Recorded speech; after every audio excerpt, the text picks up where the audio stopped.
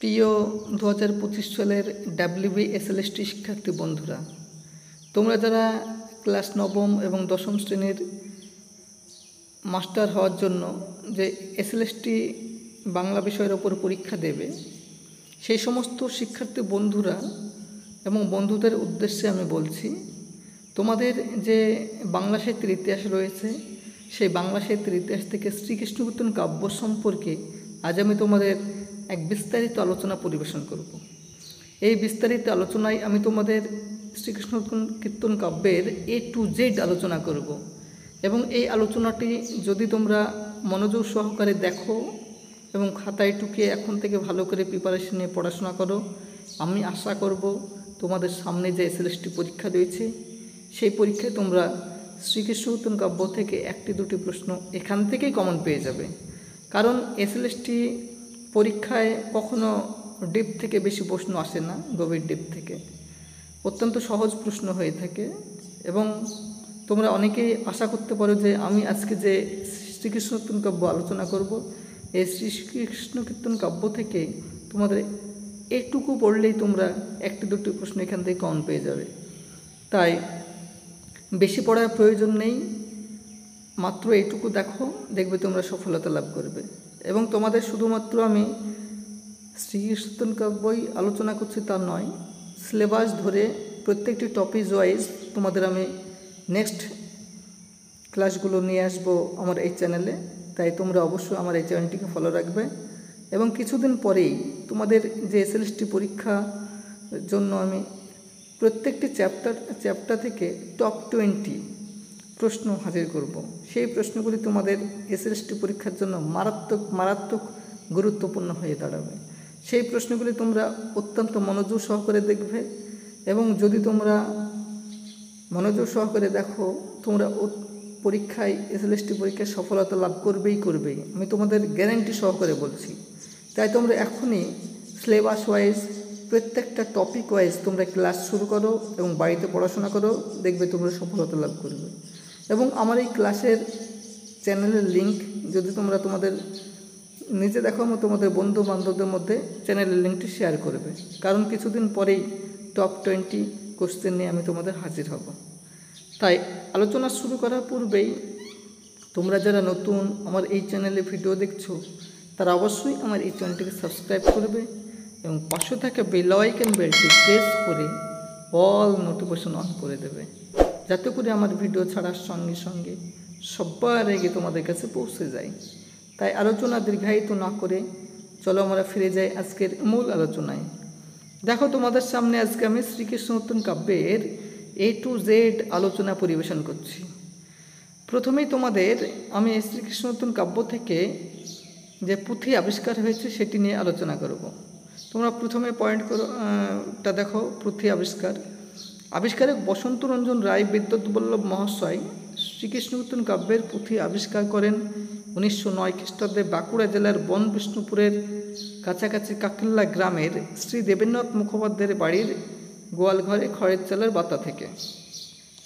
যদি তোমরা শুধুমাত্র এই 3 লাইন দেখে রাখো, তাহলে এই 3 লাইনই তোমাদের পুঁথি আবিষ্কারের পক্ষে না। কারণ এখান থেকে প্রশ্ন হতে পারে শ্রীকৃষ্ণ কীর্তন কাব্যটি কত সালে কে আবিষ্কার করেন এবং কোথা থেকে আবিষ্কার করেন, এটাই তোমাদের প্রশ্নে আসবে। তাহলে আবিষ্কার করেন বসন্ত রঞ্জন রায় বিদ্যুৎবল্লভ মহাশয়। শ্রীকৃষ্ণ কীর্তন কাব্যের পুঁথিটি আবিষ্কার করেন 1909 খ্রিস্টাব্দে বাঁকুড়া জেলার বন বিষ্ণুপুরের নিকটবর্তী শ্রী দেবেন্দ্রনাথ মুখোপাধ্যায়ের গোয়ালঘরে খড়ের চালের বাতা থেকে। তাহলে এটুকু তোমরা দেখে রাখো, তাহলে তোমরা পরীক্ষায় যে প্রশ্ন এখান থেকে আসুক, এই 3টের মধ্যে আসবে পরীক্ষায়। এবারে তো পুঁথি প্রকাশ 1916 খ্রিস্টাব্দে বসন্ত রঞ্জন রায় বিদ্যুৎবল্লভ মহাশয় বঙ্গ সাহিত্য পরিষদ থেকে গ্রন্থাকারে পুঁথিটিকে প্রকাশ করেন। তিনি গ্রন্থের নাম দেন শ্রীকৃষ্ণ কীর্তন। তাহলে 1916 খ্রিস্টাব্দে বসন্ত রঞ্জন রায় বিদ্যুৎবল্লভ মহাশয় যখন বঙ্গ সাহিত্য পরিষদ থেকে পুঁথিটি প্রকাশ করলেন, তখন তার নাম দিয়েছিলেন তিনি শ্রীকৃষ্ণ কীর্তন কাব্য। এবারে তোমরা দেখো পুঁথি পরিচয়। শ্রীকৃষ্ণ কীর্তন কাব্যের যে পুঁথিটি বসন্ত রঞ্জন রায় বিদ্যুৎ বল্লভ আবিষ্কার করেছিলেন সেটি এই কাব্যের একমাত্র অখণ্ড পুঁথি। পুঁথিটি প্রাচীন বাংলার তুলট কাগজে লিখিত। এটা খুব ইম্পর্টেন্ট, তোমরা মনে রাখবে। পুঁথিটা তুলট কাগজে লিখিত হয়েছিল। এর আদ্যন্ত খণ্ডিত, ভিতরেও কয়েকটি পৃষ্ঠ হারিয়ে গেছে বা নষ্ট হয়ে গিয়েছে। রচনাকারের ভণিতা ছাড়া তার সম্বন্ধে অন্য কোনো পরিচয় পুঁথিতে নেই। পুঁথিতে আখ্যানপত্র পুষ্পিকা নষ্ট হয়ে গিয়েছে, তাই গ্রন্থের নাম, রচনাকাল, পুঁথি, নকলের সন, তারিখ কিছুই জানা যায়নি। আলোচ্য পুঁথিটি বন বিষ্ণুপুরের রাজগ্রন্থাগারে রক্ষিত ছিল। এবারে তোমরা পুঁথির যে নামকরণ সে অংশটি দেখো। পুঁথির আখ্যানপত্র পুষ্পিকা নষ্ট হয়ে যাওয়ায় গ্রন্থের নামকরণ নিয়ে মতভেদ সৃষ্টি হয়েছে। শ্রীকৃষ্ণ কীর্তন নামটি আবিষ্কারক বসন্ত রঞ্জনের দেওয়া।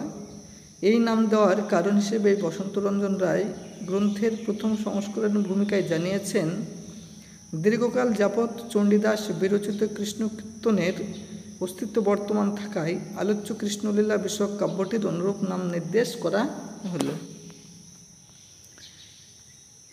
যেমন কাব্য মধ্যে প্রাপ্ত চিরকুটে নাম পাওয়া যায় শ্রীকৃষ্ণ কীর্তন, শ্রীকৃষ্ণ সন্দর্ভ।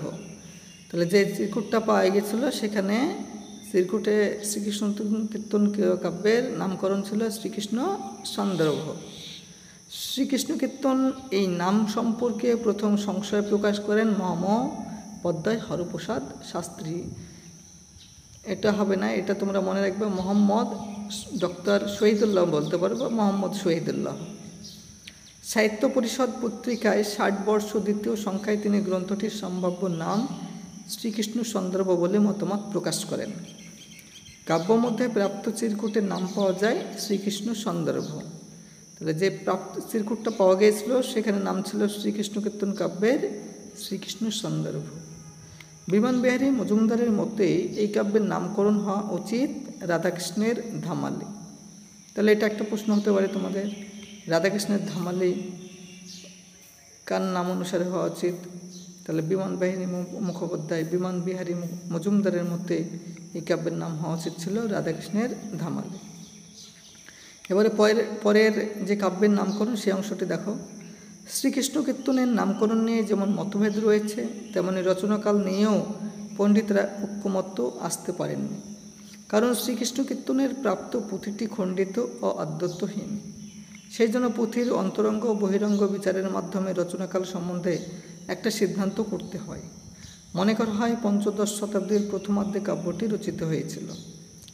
ডক্টর সুকুমার সেনের মতে 1600 খ্রিস্টাব্দের কাছাকাছি সময়ে কাব্যটি রচিত হয়। ডক্টর অসিত কুমার বন্দ্যোপাধ্যায়ের মতে 1600 শতাব্দীর কাছাকাছি সময়ে পুঁথিটি রচিত হয়েছিল। গবেষক নলিনীকান্ত ভট্টশালী সিদ্ধান্ত করেছেন 1450 থেকে 1500 খ্রিস্টাব্দের মধ্যেই কাব্যটি রচিত হয়েছিল। এবারে তোমরা কবি পরিচিত অংশটি দেখো। শ্রীকৃষ্ণ কীর্তনে 415টি পদের মধ্যে বড়িচণ্ডীদাসের ভণিতা আছে 43 বার। ভণিতাগুলিতে বিভিন্ন নাম পাওয়া যায়, বড়িচণ্ডীদাস, চণ্ডীদাস, অনন্ত বড়িচণ্ডীদাস ইত্যাদি।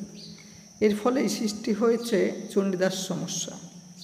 কেউ মনে করেন কবির নাম অনন্ত চণ্ডীদাস তার উপাধি, কিন্তু ভণিতায় শুধু অনন্ত কোথাও ব্যবহার করেননি, তাই অনন্ত তার নাম নয়। এই নাম তার অপ্রচলিত নাম হতে পারে কিংবা গায়নের দেওয়া নাম হতে পারে, তাই বড়িচণ্ডীদাস আসল নাম। এবারে কাব্যকাহিনী অংশটি দেখো। রাধাকৃষ্ণের প্রেমলীলা শ্রীকৃষ্ণ কীর্তনের প্রধান উপজীব্য।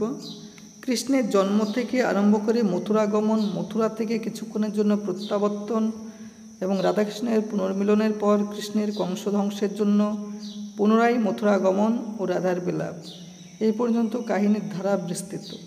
তারপর পুঁথিটি খণ্ডিত হয়েছে। এবারে তোমরা চরিত্র, প্রধান চরিত্রগুলি দেখো। প্রধান চরিত্র, এই কাব্যের প্রধান চরিত্র 3টি, যথা রাধা, কৃষ্ণ, বড়াই। এই 3টি তোমাদের নাম মনে রাখতে হবে। প্রধান চরিত্র 3টি কী কী? রাধা, কৃষ্ণ, বড়াই। অপ্রধান চরিত্রগুলো তোমরা পাশাপাশি দেখে রাখবে। এই কাব্যের অপ্রধান চরিত্রগুলো হলো যশোদা, আইহন, বলভদ্র। মহাভারতের চরিত্র যেমন অর্জুন আছে, কুন্তী রয়েছে, কৃষ্ণ, বসুদেব, শান্তনু, ইন্দ্র, বেদব্যাস ইত্যাদি। এবার শ্রীকৃষ্ণ কীর্তনের খণ্ড বিভাগটা তোমরা দেখে নাও। শ্রীকৃষ্ণ কীর্তন কাব্যটি 13টি খণ্ডে বিভক্ত। খণ্ডগুলি হল জন্মখণ্ড, তাম্বলখণ্ড, দানখণ্ড, নৌকাখণ্ড, ভারখণ্ড, ছত্রখণ্ড, বৃন্দাবন খণ্ড, কালিয়া দমন খণ্ড, যমুনা খণ্ড, আহারখণ্ড, বানখণ্ড, বংশীখণ্ড ও রাধা বিরহ। তো তোমাদের 13টি যে খণ্ড রয়েছে তার মধ্যে তোমাদের প্রথম খণ্ডের নামটা মনে রাখতে হবে, অর্থাৎ জন্মখণ্ড, এবং শেষ খণ্ডের নামটা মনে রাখতে হবে রাধা বিরহ। মাঝেরগুলো তেমন পরীক্ষায় আসে না, পরীক্ষায় আসলে প্রথম খণ্ডের নাম আসবে অথবা শেষ খণ্ডের নাম আসবে। এই কাব্যের ক্ষুদ্রতম খণ্ডটি হল জন্মখণ্ড, এটা তোমাদের মনে রাখতে হবে। এখানে 9টি পদ বর্তমান। সবচেয়ে ছোট খণ্ড হলো জন্মখণ্ড। আর এই কাব্যের বৃহত্তম খণ্ডটি হলো দানখণ্ড, এখানে পদ রয়েছে 112টি। তাহলে বৃহত্তম বড় খণ্ডের নামটা মনে রাখতে হবে তোমাদের, দানখণ্ড, 112টা পদ রয়েছে এখানে। হারখণ্ড এর 145 থেকে 151 পৃষ্ঠা পাওয়া যায়নি। আর যমুনা খণ্ডের নিজস্ব কোনো পদ নেই, তাহলে যমুনা খণ্ডের কোনো নিজস্ব পদ নেই, এটা একটা প্রশ্ন হতে পারে তোমাদের। এবারে খণ্ড ও পদ সংখ্যা। শ্রীকৃষ্ণ কীর্তন কাব্যের মোট পদ সংখ্যা 418টি, খণ্ডিত পদ সংখ্যা। তাহলে জন্মখণ্ডে 1টি পদ রয়েছে, তাম্বলখণ্ডে 26টি পদ রয়েছে, দানখণ্ডে 112টি পদ রয়েছে। জন্মখণ্ডে 1টি হবে না, এটা ভুল রয়েছে, এটা 9টি পদ হবে, মনে রাখবে। নৌকাখণ্ডে 30টি পদ রয়েছে, ভারখণ্ডে 37টি, বৃন্দাবন খণ্ডে 30টি, যমুনা খণ্ডে 37টি, বানখণ্ডে 37, বংশীখণ্ডে 41 এবং রাধাবিরহ যে অংশটা রয়েছে সেখানে রয়েছে 69টি। এবারে শ্লোক পরিচয়। শ্রীকৃষ্ণ কীর্তন কাব্যে মোট সংস্কৃত শ্লোকের সংখ্যা 161টি, এটা তোমাদের মনে রাখতে হবে। সংস্কৃত শ্লোকের সংখ্যা 161। প্রাপ্ত আবার 28টি পুনরাবৃত্ত। যেমন জন্মখণ্ডে রয়েছে 3টি শ্লোক, তাম্বলখণ্ডে 7টি, দানখণ্ডে 46টি, নৌকাখণ্ডে 13টি, ভারখণ্ডে 11টি, ছত্রখণ্ডে 7টি, বৃন্দাবন খণ্ডে 11টি, কালিদমন খণ্ডে 1টি, হারখণ্ডে 3টি, বংশীখণ্ডে 9টি, বাণীখণ্ড 1টি, বানখণ্ড, আর রাধা বিরহতে 20টি। পরের পয়েন্টটি আলোচনা করার পূর্বেই তোমরা যারা নতুন আমার এই চ্যানেলে ভিডিও দেখছো তারা অবশ্যই আমার এই চ্যানেলটিকে সাবস্ক্রাইব করবে, লাইক করবে, কমেন্ট করবে এবং শেয়ার করবে। কারণ আমার এই চ্যানেলটি যেহেতু নতুন, সেহেতু আমার এই চ্যানেলটি যাতে ভবিষ্যতে অনেক দূর প্রসারিত হয়, অগ্রসর হয় এবং চ্যানেলটির গ্রোথ হয়, এবং চ্যানেলটি যাতে কন্টিনিউ তোমাদের সাপোর্ট এবং সহযোগিতা করতে পারে, সেই জন্য তোমাদের সাপোর্ট এবং সহযোগিতা আমি একান্তভাবেই কামনা করি। তাই আলোচনা দীর্ঘায়িত না করে চলো আমরা ফিরে যাই আজকের মূল আলোচনায়। এবারে তোমরা দেখবে খণ্ড ও ঋতু।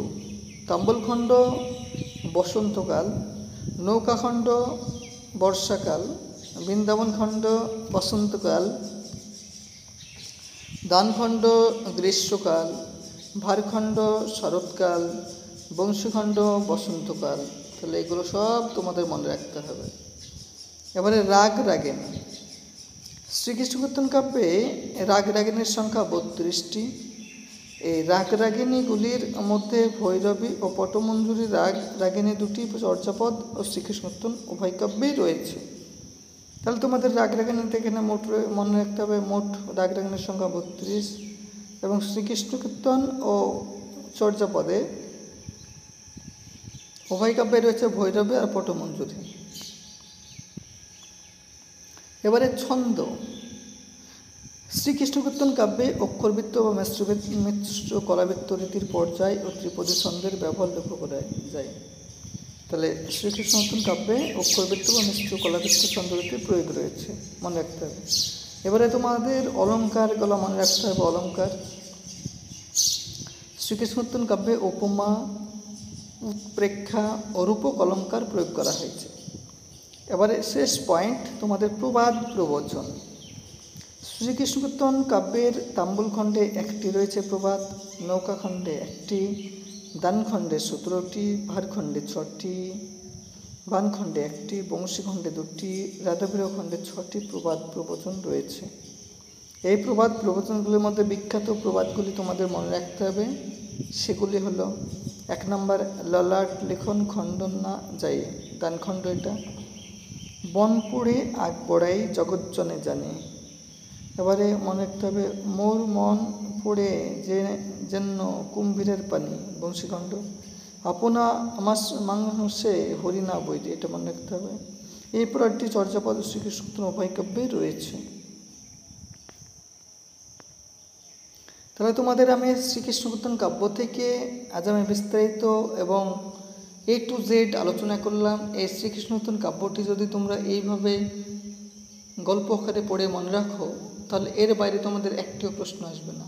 এর মধ্যে থেকে সমস্ত 1টি আসুক 2টি আসুক, তোমরা এখান থেকে কমন পেয়ে যাও। তাই এইরকম নিত্য নতুন ভিডিও পেতে তোমরা অবশ্যই আমার এই চ্যানেলটিকে সাবস্ক্রাইব করবে, লাইক করবে, কমেন্ট করবে এবং চ্যানেলটি বন্ধু বান্ধবদের মধ্যে অধিক পরিমাণে শেয়ার করো।